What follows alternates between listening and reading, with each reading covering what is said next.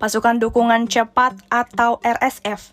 Para militer mengaku bertanggung jawab atas serangan drone FPV yang menargetkan pesawat angkut militer Lockheed C-130H Hercules Angkatan Udara Sudan saat mendarat di Khartoum.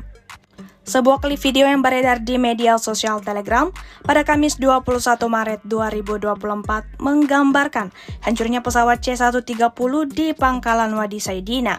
Ketegangan antara tentara Sudan dan RSF telah meningkat sejak pertengahan April 2023. Dipicu oleh perselisihan mengenai transisi ke pemerintahan sipil. Perselisihan tersebut bermula dari kudeta yang dilakukan oleh kedua faksi pada tahun 2021 yang menggagalkan upaya untuk melembagakan reformasi setelah tergulingnya mantan pemimpin otokratis Omar al-Bashir pada tahun 2019.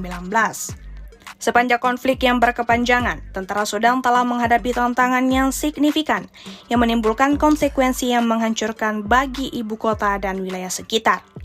Kekerasan tersebut telah memicu kekejaman yang didorong oleh etnis di Darfur dan memicu krisis kemanusiaan dalam skala yang belum pernah terjadi sebelumnya, yang ditandai dengan pengungsian massal dan penderitaan yang meluas. Meskipun RSF pada awalnya memperoleh keuntungan, perkembangan terkini menunjukkan adanya pergeseran dalam dinamika militer, dengan tentara merebut kembali wilayah di wilayah strategis seperti Omdurman.